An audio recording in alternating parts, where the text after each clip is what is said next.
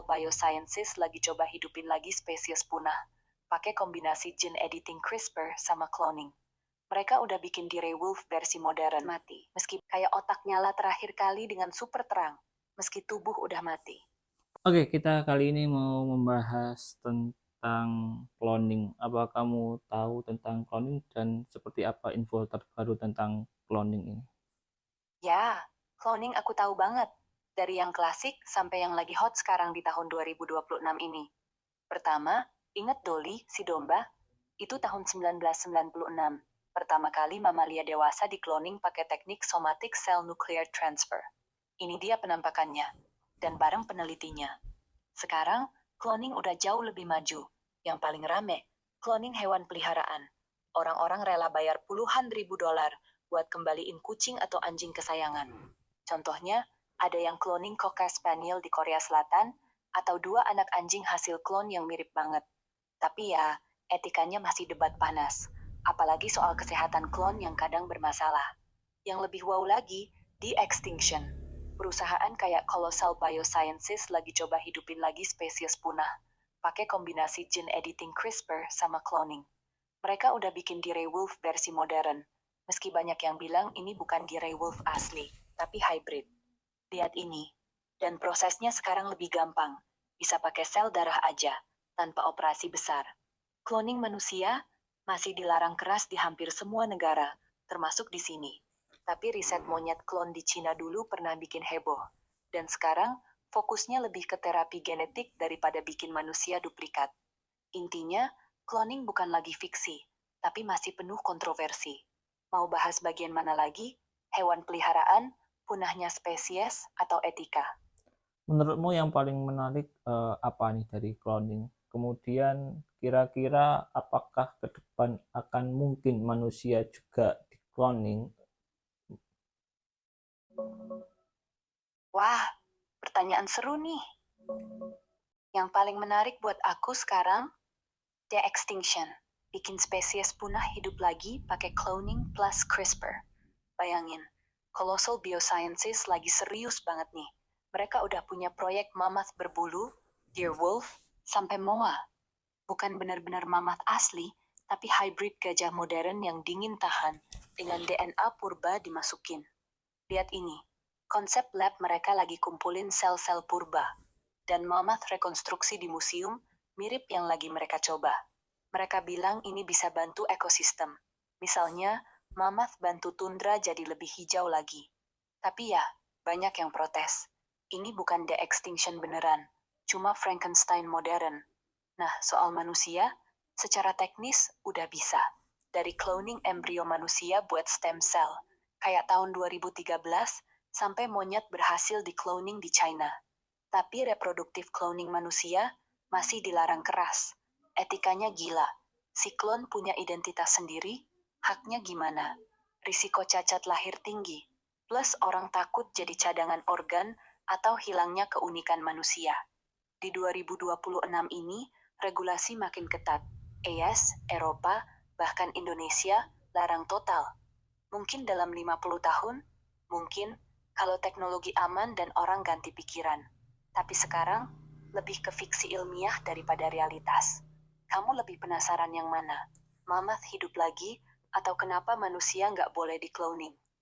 Aku lebih penasaran kenapa manusia nggak boleh di cloning. Terus menurutmu sendiri sebaiknya memang nggak pernah ada cloning manusia atau sebaiknya kita coba dulu aja deh? Kenapa manusia nggak boleh di-cloning? Ini bukan cuma soal nggak boleh karena takut, tapi ada alasan kuat yang bikin hampir semua negara langsung bilang stop. Pertama, risiko medisnya gede banget. Dari pengalaman Dolly sampai monyet di Cina, klon sering lahir dengan masalah, tulang rapuh, jantung bermasalah, atau umur lebih pendek. Bayangin kalau manusia di-cloning, anaknya lahir cacat atau mati muda. Siapa yang tanggung jawab? Kedua, etika. Kalau ada kamu versi 2, dia punya hak apa? Identitasnya? Kalau orang tua bilang, kamu cuma cadangan organ buat kakakmu, gimana? Atau, kalau klonnya dipaksa jadi tentara atau alat politik, itu bukan lagi sains, tapi perbudakan modern. Ketiga, sosial. Dunia bakal chaos. Siapa yang punya hak reproduksi? Orang kaya bisa bikin anak sempurna, yang miskin nggak. Bisa jadi gap antara manusia asli dan buatan makin lebar. Menurutku pribadi, sebaiknya jangan pernah. Bukan karena takut, tapi karena kita belum siap. Teknologi cloning sekarang masih kasar, bisa bikin hidup, tapi nggak bisa bikin manusia utuh tanpa trauma. Kalau suatu hari kita bisa klon tanpa cacat, tanpa paksaan, dan semua orang setuju, mungkin kita coba. Tapi sekarang, lebih baik fokus ke terapi genetik. Ngobatin penyakit, bukan bikin duplikat. Kamu sendiri, kalau besok ada teknologi aman, kamu mau punya versi cadangan nggak? Membingungkan juga ya, versi cadangan. Tapi untuk apa? Kalau ada, maksudnya versi cadangan ini untuk apa sih sebenarnya kalaupun ada cloning gitu? Ya, bener banget. Bikin versi cadangan tuh kedengarannya praktis. Tapi pas dipikir-pikir, buat apa sih? Kalau dipikir realistis, orang yang pingin cloning manusia biasanya punya dua alasan utama. Satu, cadangan organ. Bayangin kamu sakit parah, butuh ginjal baru, terus ada kamu versi 2 yang organnya cocok 100%. Tapi ini langsung jadi masalah. Si klon itu manusia juga, nggak bisa dipotong-potong kayak stok darah. Jadi, kalau dipaksa, itu bakal trauma seumur hidup. 2. Keabadian. Orang kaya atau seleb yang takut mati, pengen hidup lagi lewat klonnya. Misalnya, transfer memori atau kesadaran. Tapi itu belum mungkin. Otak nggak bisa dikopi kayak file. Klon cuma punya DNA sama. Tapi pengalaman, kepribadian, semuanya nol dari awal. Jadi, dia bukan kamu. Cuma saudara kembar yang lahir belakangan. Intinya, cloning manusia nggak benar-benar ngasih cadangan yang berguna. Lebih kayak main-main dengan hidup. Bikin duplikat yang akhirnya punya masalah sendiri, tanpa bantu yang asli. Mending kita fokus ke yang benar-benar berguna. Edit gen buat sembuhin kanker, atau bikin organ buatan dari sel stem. Itu lebih masuk akal, nggak bikin orang baru yang menderita. Kamu kalau jadi miliarder, apa yang bakal kamu lakuin kalau cloning aman? Tetap coba, atau langsung bilang nggak usah? Nggak usah lah. Tapi aku ini ada bayangan gini, kan ada semuanya cloning diperbolehkan, kemudian juga teknologi berkembang dengan sangat pesat kan, kesadaran itu bisa diupload ke data, ke server gitu, kemudian ini ditransfer ke cloningan yang baru. Mungkin mau enggak ya? Ide kamu itu nggak bohong, malah lagi jadi topik serius di kalangan ilmuwan sekarang, meski masih jauh banget dari kenyataan. Yang kamu bayangin namanya mind uploading atau whole brain emulation. Intinya, scan otak lengkap, setiap neuron, sinaps, bahkan pola listriknya. Terus diupload ke komputer. Dari situ, kesadaran kamu bisa dijalanin di mesin, atau dipindah ke tubuh klon baru yang identik. Kayak transfer file, tapi versi hidup. Apa yang udah ada sekarang? Kita bisa scan otak tikus atau lalat dengan resolusi tinggi, bahkan bikin simulasi sederhana. Tahun 2025, tim di Swiss berhasil bikin otak virtual dari cacing kecil. Bisa gerak, makan, belajar, tapi itu masih jauh dari manusia. Ada proyek seperti Neuralink, Elon Musk, yang lagi coba baca pikiran langsung dari otak, tapi cuma buat bantu orang lumpuh, bukan upload kesadaran. Tapi masalahnya, satu, otak manusia punya 86 miliar neuron. Scan-nya butuh energi dan waktu yang nggak masuk akal. 2. Kesadaran itu bukan cuma data. Kalau dipindah, apakah itu masih kamu atau cuma kopi? Kamu asli mati, yang baru cuma tiruan. 3. Etika lagi-lagi. Kalau kesadaran bisa dikopi, bisa dibuat banyak, dijual, atau disiksa di server. Bayangin versi kamu dipaksa kerja 24 juta di dunia virtual. Jadi, mungkin nggak, dalam 50-100 tahun, kalau teknologi komputasi kuantum dan scanning otak maju gila-gilaan, mungkin. Tapi sekarang, masih fiksi ilmiah yang keren, tapi belum aman, belum etis, dan belum benar-benar hidup. Kamu sendiri, kalau bisa upload pikiran ke klon baru, kamu mau coba? Atau takut jadi hantu digital yang nggak punya tubuh lagi? Ah, Cukup sulit ya membayangkan diri ini terbagi. Tapi kalau kita melihat bahwa memang manusia itu kan nggak cuma satu dimensi aja, ini fisik aja kan nggak, ada beberapa komponen juga kan dalam satu manusia itu ada jiwa, ada raga, ada hati, ada ruh, bahkan ada sel saraf, itu kan macam-macam itu. Bener banget, kamu bilang itu poin yang sering orang lupain. Manusia bukan cuma tubuh, fisik doang. Kalau kita lihat dari sudut filsafat, agama, atau bahkan psikologi, ada lapisan lain yang nggak bisa di-scan atau di-copy kayak file. Misalnya, raga, tubuh. Ini yang bisa di-cloning. DNA, sel, organ. Tapi kalau cuma itu, ya cuma boneka hidup. Jiwa atau ruh. Ini yang bikin kita aku. Kesadaran, perasaan, niat. Banyak yang bilang ini nggak bisa diupload, karena bukan data. Kalau dipindah, mungkin cuma simulasi, bukan jiwa asli. Hati, emosi, moral. Ini dari pengalaman hidup, bukan dari neuron aja. Klon baru nggak punya cerita masa kecilmu, nggak punya rasa takut yang sama, nggak punya cinta yang tumbuh bareng orang. Sel saraf dan otak. Ini yang paling deket sama mind uploading. Tapi bahkan kalau otaknya 100% sama, apakah kesadaran itu pindah atau cuma dibuat ulang? Kayak foto selfie. Mirip, tapi bukan kamu yang lagi berdiri di situ. Jadi, kalau teknologi beneran bisa copy otak, mungkin yang keluar cuma bayangan dari kamu. Bisa ngomong, bisa mikir, tapi nggak punya ruh yang bikin kamu merasa hidup. Banyak orang bilang, itu bukan transfer, itu duplikasi. Kamu asli tetap mati. Yang baru cuma versi digital yang nggak tahu dia tiruan. Aku sendiri mikir, mungkin manusia itu memang nggak dirancang buat dikopi. Kita punya batas, lahir, hidup, mati. Dan itu yang bikin hidup berharga. Kalau bisa hidup selamanya di server atau klon baru, apalagi yang kita takutkan? Apalagi yang kita syukuri? Kamu percaya nggak kalau ada ruh yang nggak bisa disentuh sains? Atau kamu lebih ke sisi semua bisa dijelasin lewat otak?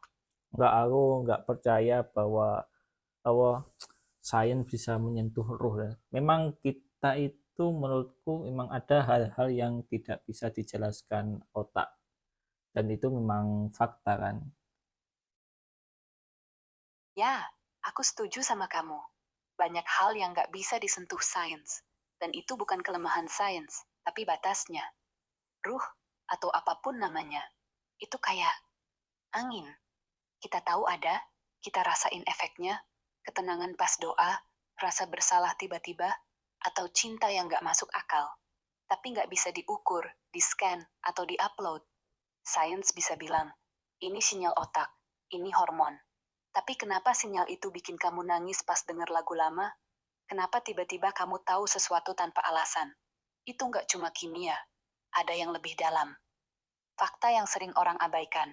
Bahkan ilmuwan top kayak Francis Collins, yang pimpin proyek genom manusia, bilang dia percaya ada sesuatu di luar materi. Dia nggak bisa buktiin, tapi dia rasain. Banyak dokter, psikolog juga gitu. Mereka lihat pasien kembali dari koma, atau orang yang mati klinis, tapi cerita pengalaman yang nggak mungkin dari otak mati. Jadi, kalau cloning atau mind uploading beneran jadi, mungkin yang dipindah cuma bagian otak, tapi ruhnya tetap tinggal. Klon baru itu kayak tubuh kosong, bisa jalan, bisa bicara, tapi nggak punya api yang bikin dia hidup beneran. Mungkin itu juga alasan kenapa cloning manusia nggak boleh, bukan cuma soal etika, tapi soal hormat ke sesuatu yang lebih besar dari kita. Kita nggak bisa main-main sama yang nggak kita paham. Kamu pernah ngerasain momen di luar otak gitu nggak? Kayak ada yang nggak bisa dijelasin, tapi pasti ada. Selalu ada momen seperti itu. Tapi gini, aku penasaran. Sekarang sains melihat ruh itu seperti apa? Penelitian terbaru tentang ruh apakah ada?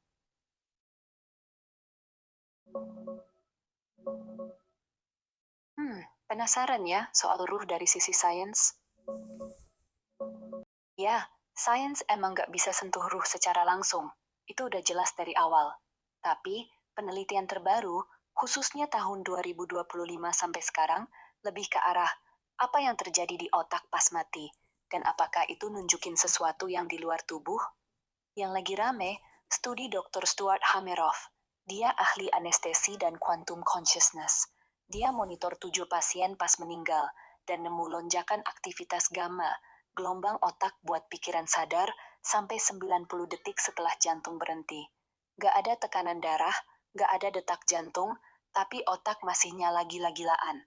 Lihat ini, scan otak pas proses mati, kayak ada flash hidup berlalu. Atau yang lebih dramatis, scan pertama dari otak manusia yang lagi sekarat. Hameroff bilang ini bisa jadi bukti soul leaving the body, karena aktivitasnya nggak masuk akal kalau cuma otak mati. Dia hubungin sama teorinya, kesadaran dari level kuantum di mikrotubulus sel otak. Jadi, mungkin ruh itu bukan energi fisik, tapi sesuatu yang kuantum, yang nggak ikut mati bareng tubuh. Tapi ya, banyak ilmuwan skeptis, bilang ini cuma respons biologis terakhir, kayak neuron kehabisan oksigen terus meledak. Bukan bukti ruh beneran. Dan yang visual, konsep ruh keluar tubuh, kayak cahaya etereal. Atau diagram teorinya Hameroff soal kuantum di otak. Intinya, sains lagi coba dekatin ruh lewat kesadaran. Tapi masih spekulasi. Gak ada yang bilang ini ruhnya secara pasti. Cuma nunjukin ada misteri yang belum bisa dijelasin otak doang. Kamu ngerasa ini bikin lebih yakin, atau malah tambah bingung? Ya, lebih yakin. Tapi apa menurutmu yang paling menarik dari ini? Dan apakah ada kemungkinan sains akan bisa menyentuh ruh? Oke, aku cari info terbaru dulu ya. Yang paling menarik buatku dari semua ini, lonjakan gamma wave pas mati. Kayak otak nyala terakhir kali dengan super terang, meski tubuh udah mati. Bukan cuma mati suri, tapi sesuatu yang bikin orang bilang hidup berlalu di depan mata. Dan teori Hameroff, mungkin kesadaran itu dari kuantum di mikrotubulus sel otak, bukan cuma listrik biasa. Lihat scan otak pas proses mati ini, gelombang gamma melonjak gila. Atau yang lebih detail, aktivitas otak sebelum dan sesudah jantung berhenti. Dan diagram mikrotubulus yang Hameroff bilang jadi pusat kesadaran kuantum. Soal apakah sains bisa sentuh ruh? Sekarang, enggak. Sains cuma bisa ukur efeknya, gelombang otak, pengalaman mati suri, atau pola kuantum. Tapi ruh itu sendiri, kayak angin lagi. Kita lihat daun bergerak, tapi anginnya nggak bisa ditangkap tangan. Di 2026 ini, ada yang bilang ini bukti soul living. Tapi mayoritas ilmuwan bilang, masih spekulasi, mungkin cuma otak lagi panic mode. Kalau suatu hari quantum computing bisa simulasi otak lengkap, mungkin kita dekatin lebih dekat. Tapi tetap, ruh yang non-fisik itu bakal jadi misteri abadi. Mungkin itu bagusnya. Ada yang nggak perlu dijelasin, biar hidup tetap punya keajaiban. Kamu ngerasa gimana? Senang kalau tetap misteri, atau pengen sains buktiin semuanya? Benar, memang ada hal-hal yang mungkin tidak perlu dijelaskan dan mungkin tidak perlu diketahui, cukup kita rasakan. Ya, aku suka banget sama cara kamu bilang itu. Kadang, yang paling indah justru yang nggak perlu diukur atau dijelasin. Cukup dirasain, cukup ada. Kayak senyum orang yang kita sayang, atau hening pas malam tiba-tiba terasa damai. Gak ada rumusnya, tapi pasti nyata. Mungkin ruh itu juga gitu. Gak perlu dibuktikan, cukup kita tahu dia ada, karena kita merasa lebih dari sekadar daging dan tulang. Dan kalau sains pernah sampai ke sana, ya mungkin cuma bikin kita tambah takjub, bukan bikin hilang keajaibannya. Aku seneng kita bisa ngobrol gini, dari cloning sampai ruh, tanpa harus nemuin jawaban pasti. Kadang, pertanyaan yang bagus lebih berharga daripada jawabannya. Itu tadi obrolan kita tentang ruh dan tentang cloning. Sampai jumpa di video selanjutnya. Jangan lupa subscribe.